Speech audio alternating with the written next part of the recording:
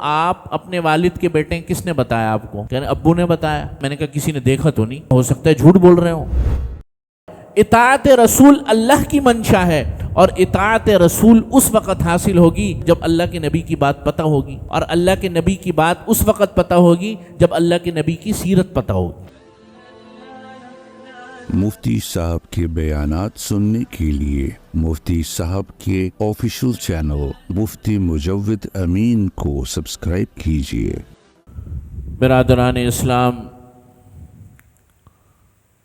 محترم سامعین محترم،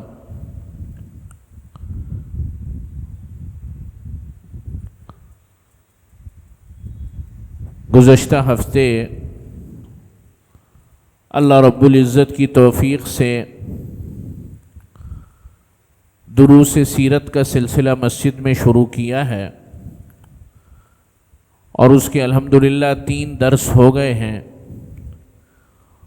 اور انشاءاللہ تعالی ارادہ ہے کہ اس پورے ماہ ربیع الاول میں اس کا سلسلہ جاری رہے، اور اللہ سبحانہ و تعالی اس کی تکمیل فرما دے بخیر و عافیت۔ لیکن دروس سیرت جب شروع ہوئے تو اس سے پہلے میں نے ایک بات کی تھی پہلے درس میں، کہ ہمیں حضور اقدس صلی اللہ علیہ وسلم،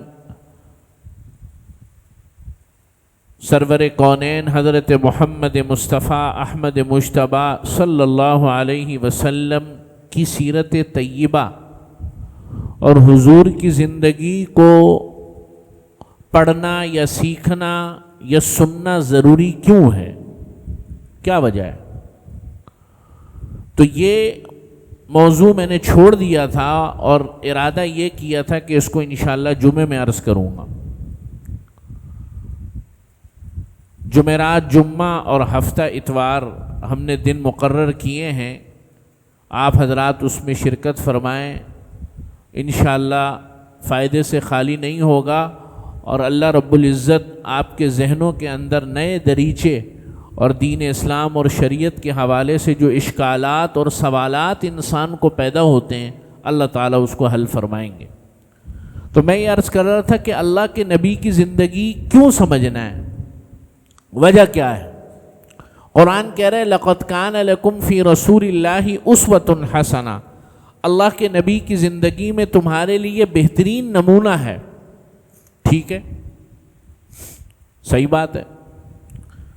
قرآن کہہ رہے کہ یا ایھا الذین آمنوا اطیعوا اللہ واطیعوا الرسول، اے ایمان والو اللہ کی اطاعت کرو اور رسول کی اطاعت کرو صلی اللہ علیہ وسلم۔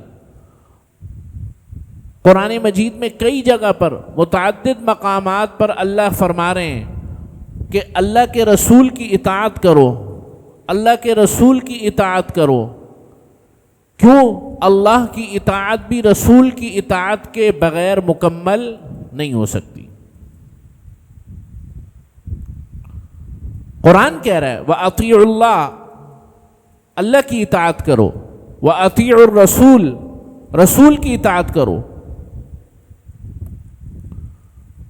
خطبے میں نے آیت تلاوت کی، اللہ فرماتے ہیں کہ فَلَا وَرَبِّكَ لَا يُؤْمِنُونَ حَتَّى يُحَكِّمُوكَ، اللہ کی قسم، قرآن کہہ رہا ہے فَلَا وَرَبِّكَ، نہیں ہرگز نہیں، وَرَبِّكَ تمہارے رب کی قسم، لا یؤمنون، تم اس وقت تک مومن نہیں ہو سکتے، حَتَّى يُحَكِّمُوكَ فِيمَا شَجَرَ بَيْنَهُمْ، کہ جب تک کہ تم اپنے آپس کے معاملات کے اندر حضور اقدس صلی اللہ علیہ وسلم کے فیصلے کو نہیں مانو گے۔ فیما شجر بینہم، تمہارے اندر اختلاف ہو گیا، تمہارے اندر انتشار ہو گیا، اب اس کو حل کیسے کرنا ہے، کیا کرنا ہے؟ آج ہمارے معاشرے میں اختلاف ہے، انتشار ہے، صوبائیت کا، علاقائیت کا، لسانیت کا، اور ہمارے معاشرے کے اندر تفریق در تفریق ہے، مذہبی تفریق، لسانی تفریق، معاشرتی تفریق، کوئی کسی کو برداشت کرنے کے لیے تیار نہیں ہے۔ ان مسائل کا حل کیا ہے؟ قرآن کہہ رہا ہے حتی یحکموک فیما شجر بینہم. بھائی اگر مسلمان ہو تو پھر تمہارے آپس کے معاملات کا فیصلہ صرف ایک ذات کر سکتی ہے. یحکموک فیما شجر بینہم ثم لا یجدوا فی انفسہم حرجا مما قضیت ویسلموا تسلیما. صرف نبی کی ذات کے علاوہ کوئی ذات نہیں ہے جو تمہارے درمیان فیصلہ کرے. پھر آگے فرمایا صرف فیصلہ نہیں کرنا، صرف فیصلہ کر کے تم چلے جاؤ اور دوسرا فریق بھی چلے جائے. ثم لا یجدوا فی انفسہم حرجا، پھر اپنے دل کے اندر اس فیصلے کے حوالے سے کوئی تشویش پیدا ہو، یہ بھی نہیں ہونا چاہیے. آمنا وصدقنا، اس کے اوپر ایمان لانا ہے، بالکل ایسے ہی جیسے ہماری بات پر ایمان لے کر آتے ہو یا آؤ گے. تو نبی کی بات پر بھی ایمان لانا قرآن کریم کا مطالبہ ہے. اطاعت رسول اللہ کا مطالبہ ہے، اطاعت رسول اللہ کی منشا ہے. اور اطاعت رسول اس وقت حاصل ہوگی، کب حاصل ہوگی اطاعت رسول؟ جب اللہ کے نبی کی بات پتہ ہوگی. اور اللہ کے نبی کی بات اس وقت پتہ ہوگی جب اللہ کے نبی کی سیرت پتہ ہوگی. یہ ہے. تو قرآن کیا کہہ رہا ہے؟ اطاعت رسول. اطاعت رسول اس وقت تک نہیں آ سکتی کہ جب تک اللہ کے نبی کی زندگی معلوم نہیں ہوگی. کیسے معلوم ہوگی؟ اور اللہ کے نبی کی زندگی اس وقت معلوم ہوگی جب اللہ کے نبی کی زندگی کو پڑھو گے، جب اللہ کے نبی کی زندگی کو سنو گے، جب اللہ کے نبی کی زندگی کو اپنی زندگیوں میں لاؤ گے، دیکھو گے، پھر تمہیں پتہ چلے گا کہ اللہ کے رسول حالت جنگ میں کیسے ہیں، اللہ کے رسول گھر میں کیسے ہیں، اللہ کے رسول دوستوں کے ساتھ کیسے ہیں، اللہ کے رسول کاروباری معاملات میں کیسے ہیں، اللہ کے رسول زندگی کے تمام شعبوں کے اندر اللہ کے رسول کی اطاعت کیسے ہوگی. وہ ایسے اطاعت ہوگی جب اللہ کے رسول کی زندگی سامنے ہوگی. تو میں نے عرض کیا کہ سیرت، اللہ کے نبی کی سیرت پڑھنے یا سننے یا سمجھنے کے لیے سب سے پہلی بات کیوں ضروری ہے کہ رسول کی اطاعت قرآن کا مطالبہ ہے. دوسری بات کہ جب کسی شخص کو آئیڈیل بنایا جاتا ہے، نمونہ بنایا جاتا ہے، جب کسی شخصیت کی پیروی کی جاتی ہے، آپ سمجھ رہے ہیں بات؟ جب کسی شخصیت کو اپنا آئیڈیل بنایا جاتا ہے تو اس کے اندر کچھ چیزوں کا ہونا ضروری ہے. چنانچہ جن چیزوں کا ہونا ضروری ہے وہ اللہ کے نبی صلی اللہ علیہ وسلم کی زندگی میں ہر چیز اکمل ہے، کامل ہے، مکمل ہے، از اول تا آخر ہے. مثلا آپ کسی شخص کو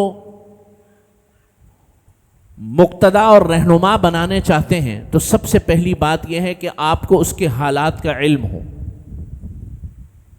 اسے کہتے ہیں تاریخیت. کیا ہو؟ تاریخیت. آپ کو اس شخص کے حالات کا علم ہو، کہاں رہتا ہے، کہاں جاتا ہے، کون سے خاندان کا ہے، کہاں پیدا ہوا ہے، اس کی بود و باش کیسی ہے، اس کے پچھلے لوگ کیسے تھے، اس کی زندگی کیسے گزری، دوستوں میں کیسے گزری، گھر میں کیسے گزری، بازار میں کیسے گزری، اس کے معاملات کیسے تھے. تو میرا اور آپ کا یہ ایمان ہے کہ اللہ کے حبیب صلی اللہ علیہ وسلم کی زندگی جس طریقے سے اس کائنات میں محفوظ کی گئی، اس کائنات میں کسی شخصیت کی زندگی اس طرح محفوظ نہیں کی گئی. تاریخیت، حالات کا علم ہونا، پیغمبر کے چلنے کے بھی حالات معلوم. یہاں تک کہ صحابہ نے نقل کیا کہ جب اللہ کے نبی صلی اللہ علیہ وسلم اس دنیا سے رخصت ہوئے تو داڑھی میں کتنے بال سفید تھے. بعض حضرات نے فرمایا 57 بال سفید تھے، بعد نے فرمایا 56 بال سفید تھے. یہاں تک صحابہ نے دیکھا. چلنے کا انداز، نماز پڑھنے کا انداز، اللہ کے نبی کے بولنے کا انداز، اللہ کے نبی کے چلنے کا انداز، اللہ کے نبی کے بات کرنے کا انداز ایک ایک چیز جیسے فوٹو کاپی ہوتی ہے، بلکہ اس سے بھی زیادہ صحابہ نے اللہ کے نبی کی زندگیوں کو اپنی آنکھوں میں اور دلوں میں محفوظ فرمایا۔ کوئی تاریخ، آپ کسی شخصیت کو نکالیں مثال کے طور پہ، کسی بڑے جرنیل کو نکالیں تو اس کی زندگی کا کوئی بہت بڑا جرنیل ہو، فاتح ہو، تو اس کی زندگی کا صرف وہ حصہ آپ کو ملے گا جو جنگوں میں گزرا، باقی زندگی کا حصہ نہیں ملے گا۔ کسی سیاستدان کو نکالیں تو اس کی زندگی میں جو سیاسی حصہ ہے وہ آپ کو مل جائے گا زیادہ سے زیادہ، وہ بھی مکمل نہیں ہوگا۔ کوئی بہت بڑا شاعر ہوگا، اس کی شاعری آپ کو مل جائے گی، اس کی تمام تاریخ اس تفصیل کے ساتھ، بلکہ یہاں تک ہوا کہ اللہ کے حبیب صلی اللہ علیہ وسلم کی زندگی محفوظ کرنے کے لیے اس امت نے باقاعدہ ایک علم ایجاد کیا جسے کہتے ہیں علم الاسماء والرجال۔ سمجھ رہے ہیں بات؟ مثلا ایک حدیث ہے، اس حدیث کے اندر 4 یا 5 راوی ہیں، 7 راوی ہیں، 8 راوی ہیں، اس نے اس سے روایت کیا۔ اس امت کے محدثین نے ایک فن ایجاد کیا کہ ہر راوی کے متعلق اس کا سارا بایو ڈیٹا نکالا، وہ کہاں تھا، کیسا تھا، وہ جھوٹ تو نہیں بولتا تھا، وہ حافظے کا کمزور تو نہیں تھا۔ چنانچہ ایک میں مثال دیتا ہوں، یہ مشکل بحث ہے، علمی بحث ہے، خالص علمی بحث ہے، لیکن صرف ایک مثال سے سمجھاتا ہوں کہ آپ علیہ الصلاۃ والسلام کی یہ جو ہم کہتے ہیں نا، ابھی میں آپ کو ایک چھوٹا سا اپنا ذاتی واقعہ بھی بتاتا ہوں۔ یہ جو ہم کہتے ہیں حدیث ضعیف ہے، اس کا مطلب کیا ہوتا ہے؟ یہ میں پہلے بھی 1-2 دفعہ بتا چکا ہوں۔ حدیث ضعیف ہے، حدیث کیا ہے؟ ضعیف ہے۔ اس حدیث کے ضعیف ہونے کی نسبت نبی کریم صلی اللہ علیہ وسلم کے قول تک نہیں ہے، یہ بات سمجھو۔ حدیث ضعیف ہونے کا مطلب یہ ہے کہ راویوں نے دیکھا، محدثین نے دیکھا کہ اس حدیث کے اندر 5 یا 6 راوی ہیں نقل کرنے والے، اس میں سے جو 5واں یا 6واں جھوٹ بولتا تھا، تو محدثین نے فرمایا کہ ہمیں اطمینان نہیں ہے، حدیث ضعیف ہے۔ کیا ہے؟ حدیث ضعیف ہے۔ حضور کی طرف نسبت نہیں ہے کہ حضور کا ایک قول غلط ہے، ہم نے یہ کہا کہ اس حدیث کے اندر یہ شخص جو ہے یہ ہمیں قابل اعتماد نظر نہیں آ رہا۔ اب میں وہ واقعہ بتاتا ہوں، چونکہ عام لوگوں کے حوالے سے ہے اور یہ بات سمجھنا ضروری ہے۔ اللہ کے نبی کی زندگی اس وقت تک قرآن کہہ رہا ہے وَمَا يَنْطِقُ عَنِ الْهَوَىٰ إِنْ هُوَ إِلَّا وَحْيٌ يُوحَىٰ، کہ اے نبی، میرے پیارے نبی جو کچھ کہتے ہیں وَمَا يَنْطِقُ عَنِ الْهَوَىٰ، اپنی خواہشات سے نہیں کہتے، إِنْ هُوَ إِلَّا وَحْيٌ يُوحَىٰ، جو کہتے ہیں اللہ تعالیٰ کی وحی سے کہتے ہیں جو ان پر کی جاتی ہے۔ یہاں پر اصل میں ایک فتنہ آیا ہے، نیا فتنہ نہیں ہے پرانا فتنہ۔ یہ فتنے نئے لباس پہ، حسبنا کتاب اللہ، ہمارے لیے تو قرآن کافی ہے، بس یہ حدیث ودیث کیا ہوتا ہے۔ میں 1 سال پہلے جمعہ پڑھا کے نکلا، جمعے کا دن ہی تھا، باہر آیا، تقریباً سال ہو گیا یا 1.25 سال ہو گیا اس واقعے کو، تو ایک صاحب آئے، کہنے لگے یہ جو ابھی آپ نے اندر بیان کیا ہے احادیث وغیرہ، کیا ہے یہ، کس سے کہانی ہے؟ اس کا انداز اتنا گستاخانہ اور اتنا عجیب تھا کہ 1 منٹ کے لیے تو میرا دماغ بالکل آؤٹ ہو گیا۔ یہ کیا کس سے کہانی ہے؟ حدیث کیا ہوتا ہے؟ حدیث تو ضعیف ہے اور یہ ہے اور فلاں ہے فلاں ہے۔ میں وہاں سے یہاں تک، میں یہاں بیٹھتا ہوں جمعے کی نماز میں، میرے لیے آنا مشکل ہو گیا۔ اللہ نے پتہ نہیں کیسے صبر دیا۔ تو بہرحال میں آ کے بیٹھا، میں نے کہا کیوں، کیا ہوا؟ کہنے لگا حدیثیں 250 سال یا 150 سال کے بعد لکھنا شروع ہیں۔ امام بخاری کی پیدائش کب ہے؟ میں نے بتایا۔ کہنے لگا یہ تو دیکھو آپ خود بتا رہے ہیں، اس وقت تو حضور کے جانے کے تقریباً 200 سال کے بعد تو ان کی پیدائش ہے۔ تو امام بخاری کو حضور کی حدیثیں، آپ کو اپنے پردادا یا دادا کے حالات معلوم ہیں؟ میں نے کہا یہ آدمی بیچارہ کھسکا ہوا ہے اور اس کے ساتھ اگر علمی باتیں کروں گا تو یہ سمجھے گا نہیں۔ اچھا بعض لوگوں کے ساتھ معاملات ہو نا تو وہ علمی بات کرنے کا فائدہ نہیں ہے. تو میں نے کہا میرا پردادا اور نبی کریم صلی اللہ علیہ وسلم برابر ہیں؟ پہلے تو اس بات کا مجھے جواب دیں آپ. میرے پردادا کی زندگی، مجھ سے پہلے اس نے پوچھا آپ کے دادا کا نام کیا، میں نے بتایا کہ پردادا کا، میں نے اس سے آگے میں نے کہا نہیں پتہ. کہنے لگے دیکھا یہ دلیل ہے.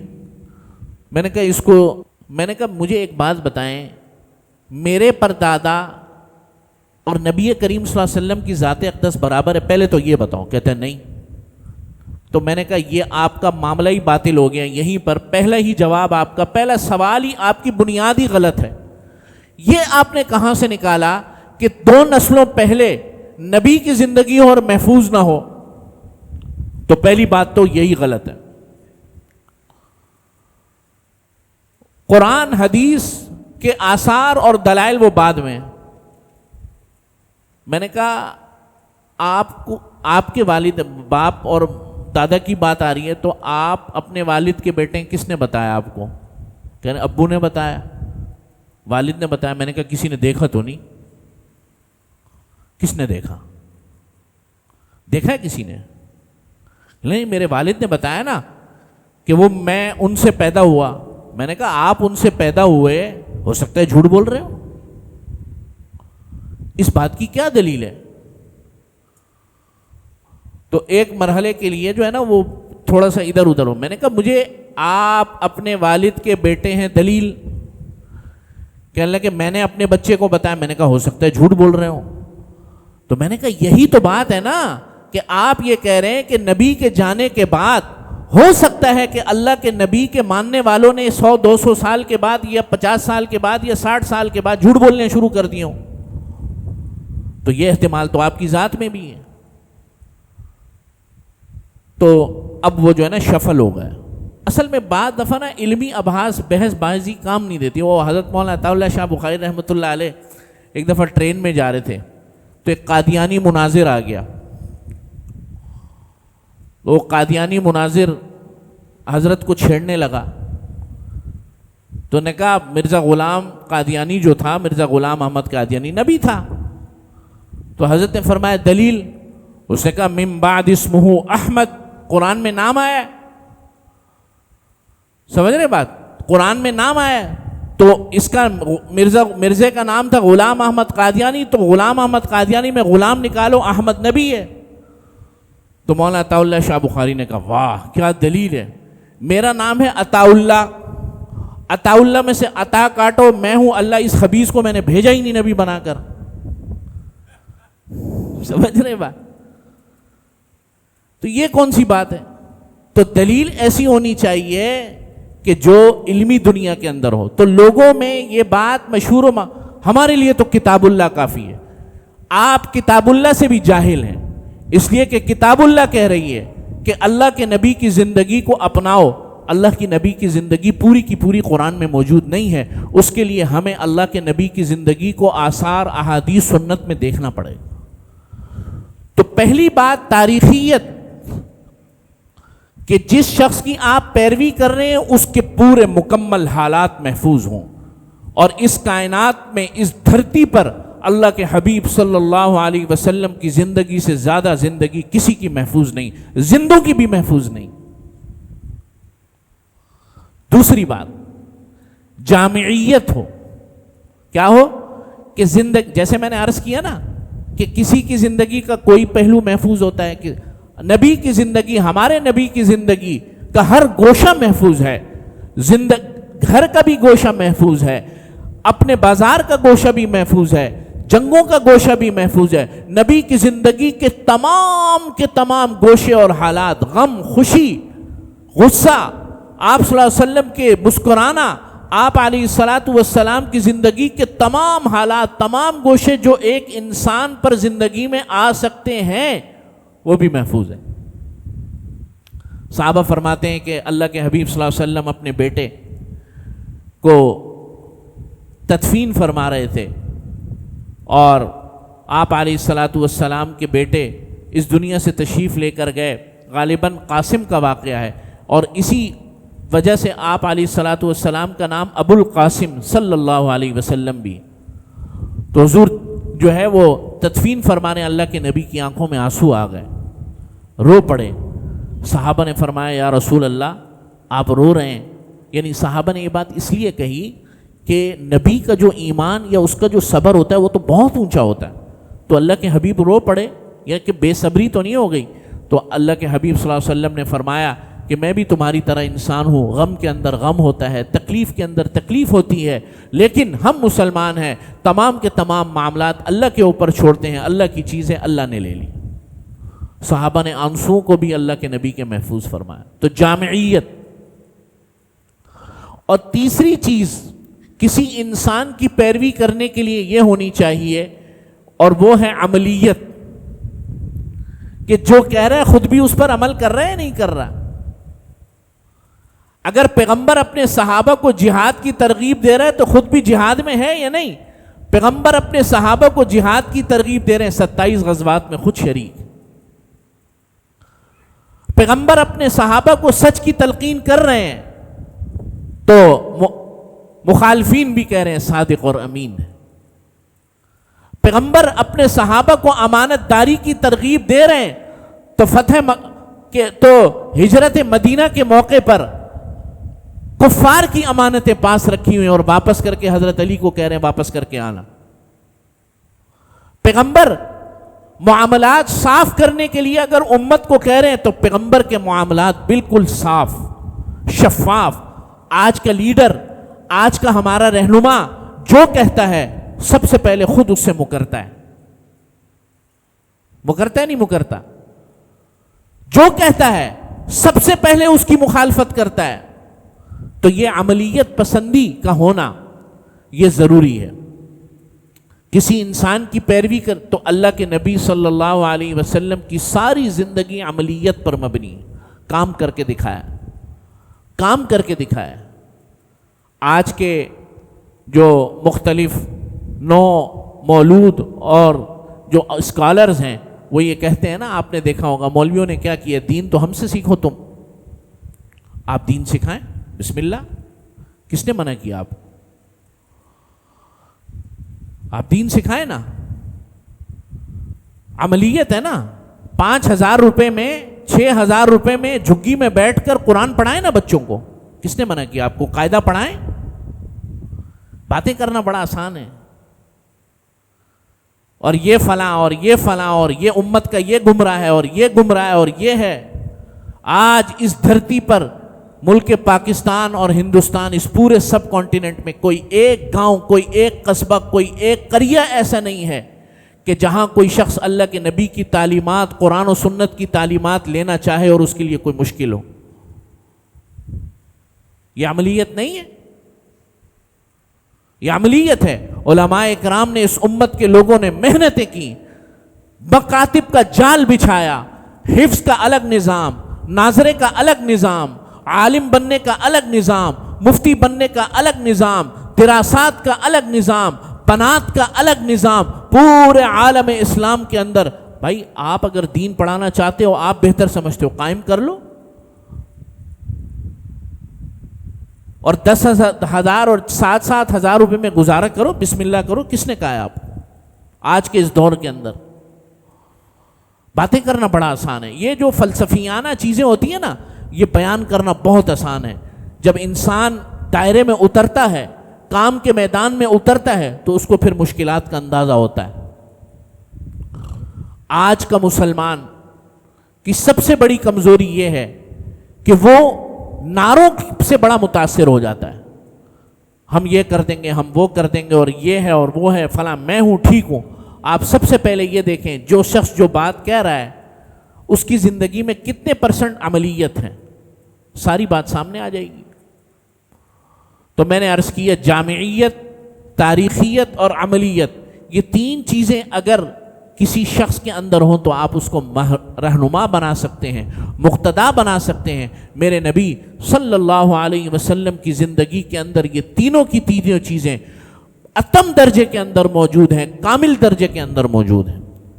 یہی وجہ ہے کہ ہمیں آپ علیہ الصلاۃ والسلام کی زندگی آج کا سب سے بڑا المیوں کا المیہ یہ ہے کہ ہم سنت سے دور ہو گئے، سنت سے دور ہو گئے. ہم نے دین کو یہ دیکھا ہے کہ دین میرے مزاج کے مطابق چلے، اور قرآن و سنت میرے مزاج کے مطابق ہو، اپنے آپ کو قرآن و سنت کے مطابق نہیں، اپنے آپ کو قرآن و سنت کے مطابق نہیں. جب آپ سیرت پڑھیں گے، سیرت کو سنیں گے، نبی کی زندگی کو، تو آپ کو بڑے سرپرائز ملیں گے، بڑی گوشے آپ کو ایسے ملیں گے کہ آپ حیران ہو جائیں گے کہ یار نبی کی زندگی ایسی تھی، یہ تو کبھی سنا ہی نہیں. تو میرے عزیز دوستوں اور بزرگوں، یہ سلسلہ آپ کی مسجد میں الحمدللہ شروع کیا ہے، اور اس میں آپ حضرات تشریف فرما ہوں، اور بالفرض والمحال اگر کوئی رکاوٹ ہوتی ہے تو الحمدللہ سارے بیانات ریکارڈ ہو رہے ہیں. آپ ان بیانات کو اپنے گھروں میں لگائیں، اپنے بچوں کو سنائیں، اپنی نسلوں کو سنائیں، اور باقاعدہ اس نیت سے سنائیں کہ یہ کلاس ہو رہی ہے، یہ ایک سبق ہو رہا ہے. کوئی بیان بازی کے لیے نہیں، کوئی تفریح کے لیے نہیں کہ فلاں مولوی کا بیان آ رہا ہے چلو یار لگا لو، نہیں. حضور کی زندگی کو سننا اور حضور کی زندگی کو دیکھنا، یہ اپنے اندر برکات کا ایک عظیم الشان. دیکھو نا، آپ علیہ الصلوۃ، سب سے بڑھ کر تو یہ کہ جتنی دفعہ حضور کا نام آئے گا صلی اللہ علیہ وسلم، یار یہی فائدہ کم ہے؟ کتنا بڑا فائدہ ہے. صلی اللہ علیہ وسلم، صلی اللہ علیہ وسلم، صلی اللہ علیہ وسلم. تو میرے عزیز دوستوں اور بزرگوں، اس بات کا اہتمام کریں. اللہ سے دعائے توفیق عمل نصیب فرما. وآخر دعوانا